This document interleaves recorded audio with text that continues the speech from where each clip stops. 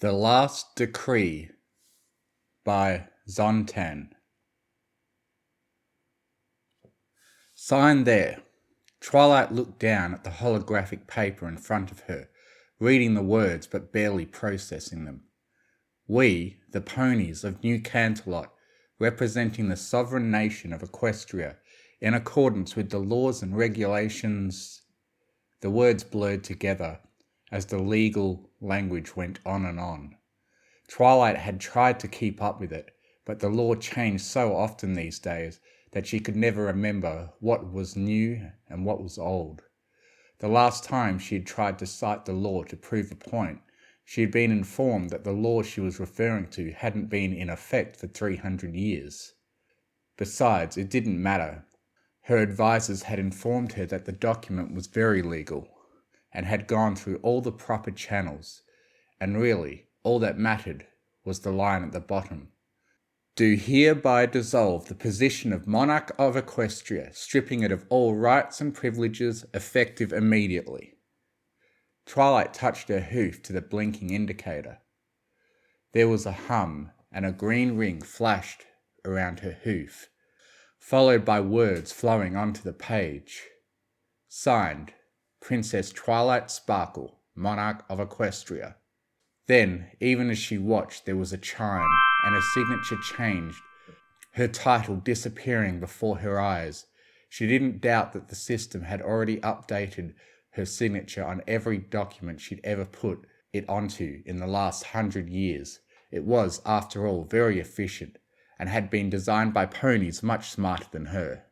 Thank you, Miss Sparkle, the bureaucrat in front of her said primly, taking the digital document and dismissing it. Twilight opened her mouth to correct him, but then stopped, thought about it, and slowly began to laugh. It was strained, desperate, almost crazed. The title she'd held for thousands of years wasn't hers anymore. It didn't even exist. Her ponies had decided they didn't need it. How could she do anything but laugh? By the time she had recovered, wiping tears from her eyes, she was alone once more.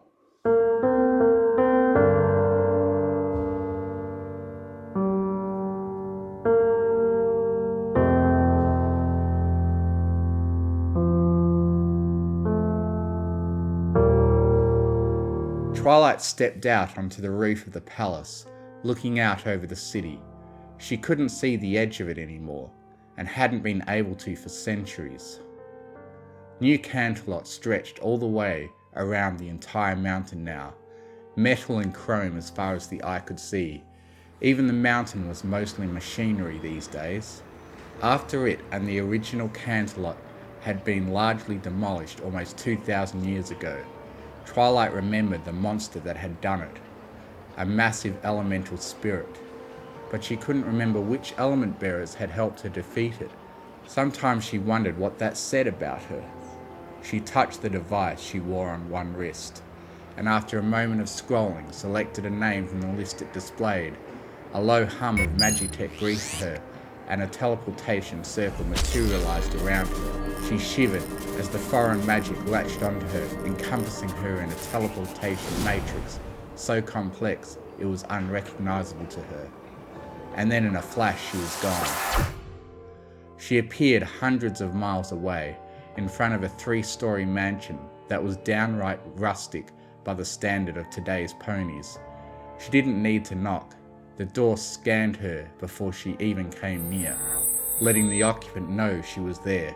By the time she reached the door, it was already sliding open. "My dear Twilight!" Celestia exclaimed, spreading her hooves and pulling Twilight into a hug. "To what do we owe the pleasure?" Twilight leaned into the hug, and her chest suddenly felt tight. Before she knew it, she was sobbing into Celestia's shoulder, gesturing vaguely with one hoof, and failing to form any words at all. "Oh dear," Celestia said. She turned her head and murmured, "Go wake up Luna, we may need her." Slowly, carefully, she led Twilight to a couch. Once she had applied the correct amount of blankets, all of them, she touched a hoof to the coffee table and with a press of a button conjured a steaming cup of tea. "There you are," she murmured soothingly, passing it to Twilight. "Tell me what's wrong." Twilight took the tea, but didn't drink it, instead just staring at it like she'd never seen a teacup before. Finally, she let out a soft laugh. "They fired me," she whispered. Celestia blinked. "I'm sorry?" Twilight laughed again, but there was no humour in it.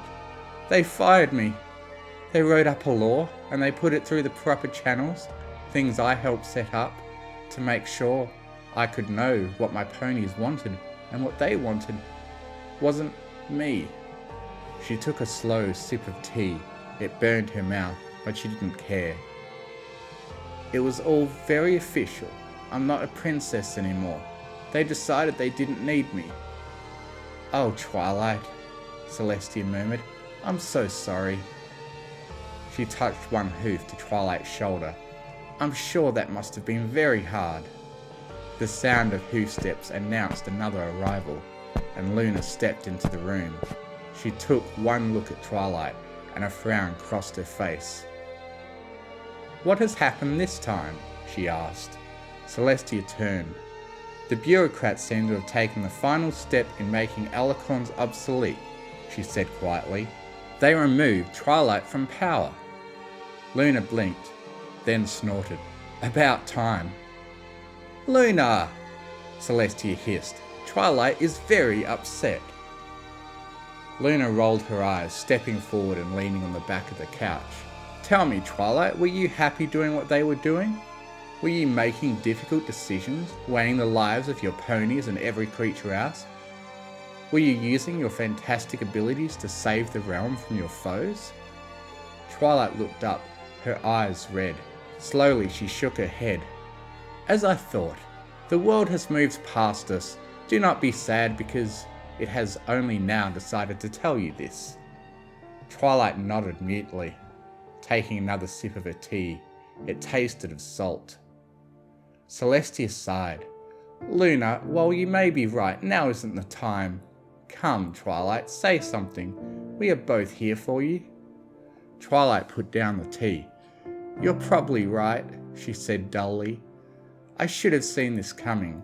I mean, I did see this coming. It's not like I didn't know about it. But I thought it was just a few ponies who were discontent or who didn't want to follow my rules.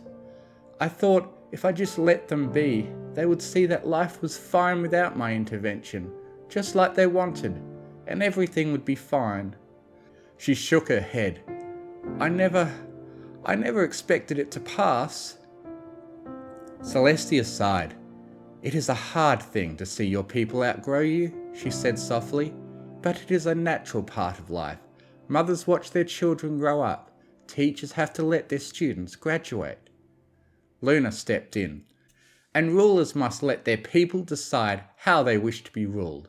You're lucky that they informed you with rules and law, rather than violent rebellion." "Hey!" Twilight protested. "There hasn't been a violent rebellion in Equestria in my entire reign. My ponies were happy. I helped them be happy. And this is the thanks I get." "Your thanks is that they no longer need you," Luna said. "That is a noble end for any leader to look forward to." "It doesn't feel noble." Luna smiled softly. "Perhaps not, but it is nonetheless." Celestia stepped in. "Twilight, you were a good leader. You're wise and kind and honest and loyal and generous. You've done so much for Equestria. Your legacy will live on forever, just as ours did. Surely you have never thought less of us for stepping down when Equestria no longer needed us." Twilight shook her head. "Then do not think less of yourself. You did all that you could." She paused, then smiled slyly. "Besides, there's plenty of perks to retirement. You'll have time to travel the world." Luna rolled her eyes. "Oh, not this again. You haven't even heard—" "I do not need to." Luna turned away. "I am going back to bed. Twilight, if you want my advice, run while you still can. Otherwise, the guest room is yours."